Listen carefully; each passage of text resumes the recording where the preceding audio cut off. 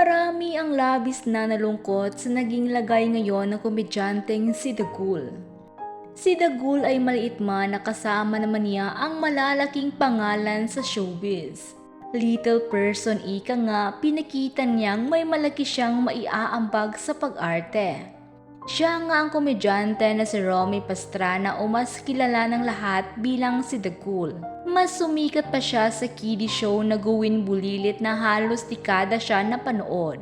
Sa tagal nito sa showbiz, dito na nakaedad na si Dagul dahilan ng pagkakaroon niya ng mga sakit. 2 years ago noong mapabalita na nahihirapan na si Dagul sa paglalakad. Dahilan kung bakit hindi na siya aktibo sa showbiz. Sa interview nga sa kanya noon ng KMJS, para umano siyang nauupos na kandila. Miss na rin daw niya ang pagiging maliksi siya noon. Kung hindi siya noon sakay ng wheelchair, ay binubuhat si Dagul dahil sa kanyang kondisyon. Matapos iwan ng showbiz, nagtatrabaho sa Barangay Command Center si Dagul sa kanilang lugar. Ang sahod niya rito ay 600 pesos kada araw na malayong malayo sa kita niya noon sa showbiz.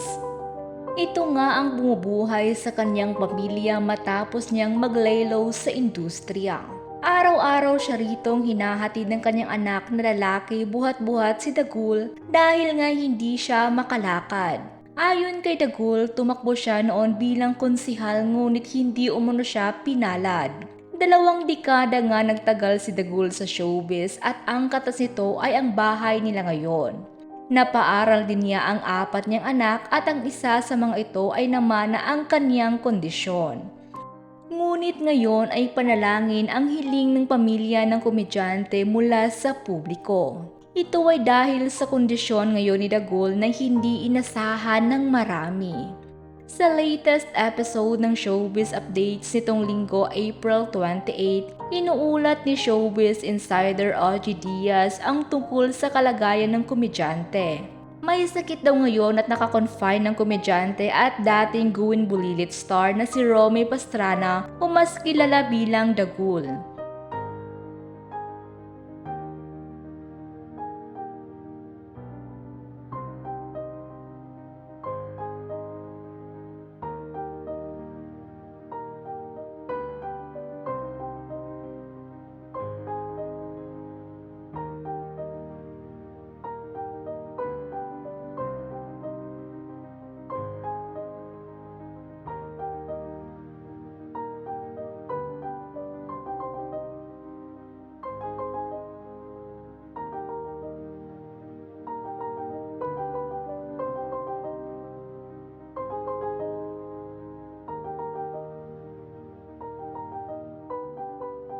Bukod sa namuong dugo sa baga at pneumonia, sinusuri rin umano ang puso ni Dagul dahil tila lumalaki raw ito.